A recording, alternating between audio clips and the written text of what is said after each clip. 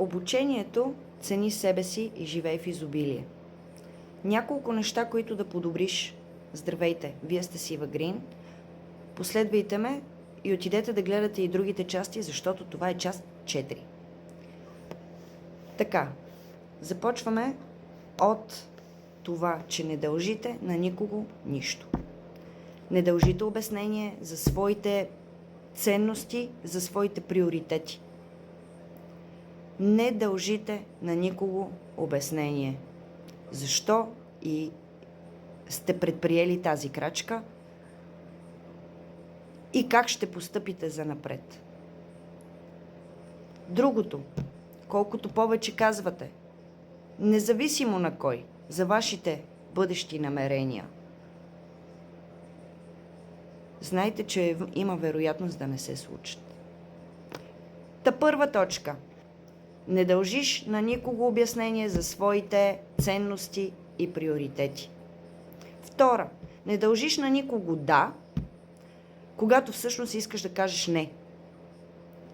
Ако в компанията на хора, на места, където не ти харесва, вътрешния глас ти казва, че не си за там. Не искаш да бъдеш. Ставаш и си тръгваш. Да кажеш не е най-здравословното за тебе в такива моменти.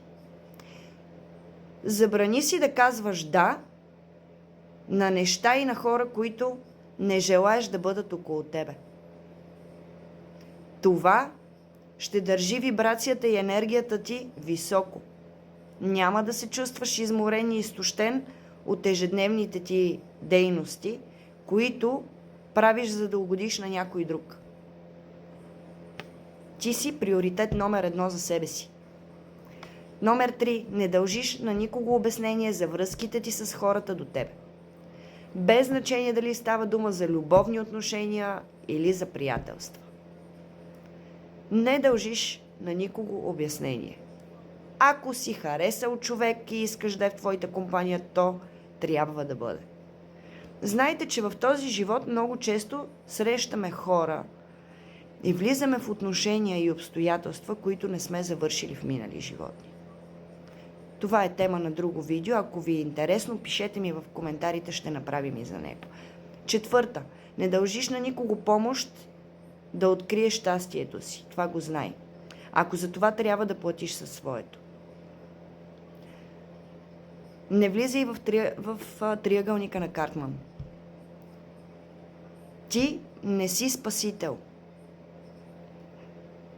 На всеки, който му се случват на този етап неща, които не му харесват, то е за да го научат как да се справи напред в живота си.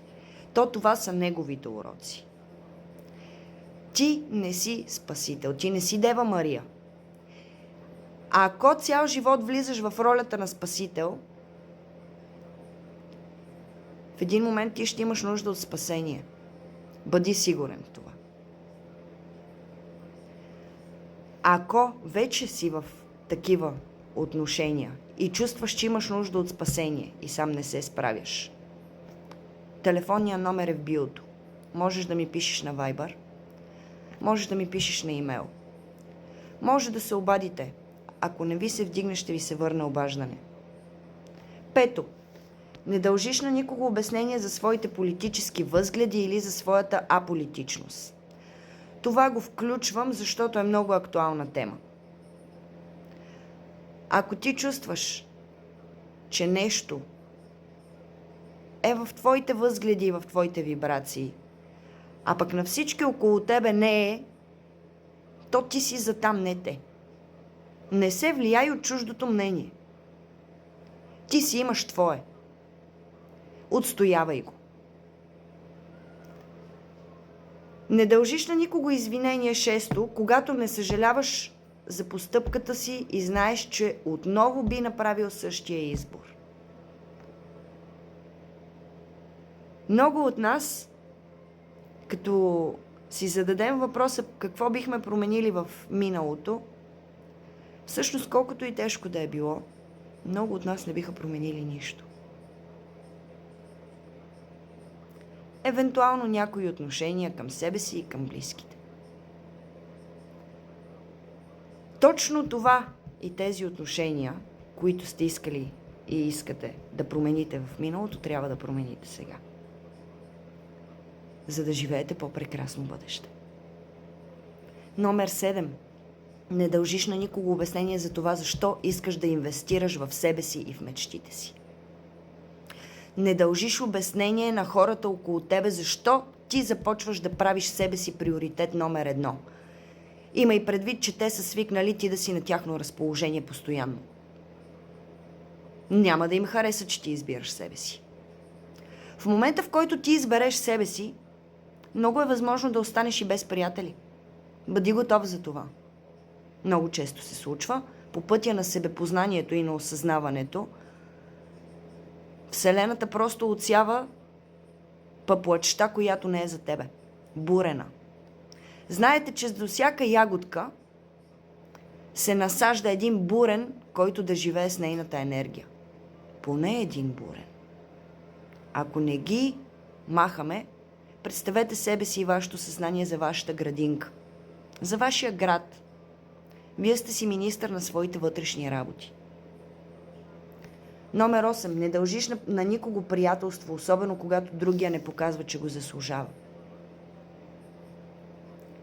Ако те пренебрегват, нямат време за теб.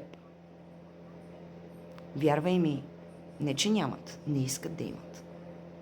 Махни с ръка и продължи напред. Бъди готова, че когато махнеш с ръка или готов и да продължиш напред, те тогава ще ти се лепнат. Ще се лепнат като дъвки. Тогава трябва да ги махнеш. Не дължиш на никого обяснение за това в какво вярваш. Дали вярваш или не вярваш. В каквото и да било. Не дължиш на никого промяна в начина, по който изглеждаш, само за да получиш одобрението му. Много важно за момичетата. Мили момичета, живейте за себе си. Обличайте се така, както ви харесва. Отношението така, както е подобаващо да бъде за жена. Облеклото също. Имайте предвид, че каквото видят хората първо, това е първото впечатление. То втори шанс няма. Подбирайте. Не навсякъде можете да отидете с мини жупа и да се виждат... нали? Моля ви се. Не и навсякъде, примерно в някой клуб, естествено, не може да отидеш с расо. Нека подбираме. Нека бъдем дами. За да мъжете да бъдат мъже. Нека не губим дамското. Защото много от вас казват, мъже не останаха. Не, мъжете са такива, каквито си ги направим. Това е друга тема на разговор. Ако ви е интересна, пишете ми в коментари, ще направя видео за нея. Не дължиш на никого потапяне в неговите негативни емоции, само защото той търси съчувствие. Ти не си кошче за душевни отпадъци. Повтаряй си го, ако трябва, всеки ден, ако влизаш в такива постоянно отношения и хората постоянно ти пълнат главата с техните проблеми. Ти си имаш твой. Не давай от своята енергия за хорските проблеми. Не дължиш на никого съчувствие в клюкарстването за други хора. Напротив, когато някой клюкарства на масата за някой друг, стани и си тръгни. Трябва да знаеш, че когато станеш, клюкарства ти за тебе. Не ти трябват такива хора. Вън. Не дължиш на никого достъп до информация за личния ти живот, която не искаш да споделяш. Ако те принуждават да споделяш, не го прави. Не дължиш на никого от времето си, за да правиш неща, които са важни за него, ако не са важни за тебе. Последвай ме за още. Вие бяхте Сива Грин. Ако имате въпроси или имате нужда от помощ, в биото ще намерите няколко начина за връзка с мен. Прекрасен и успешен ден!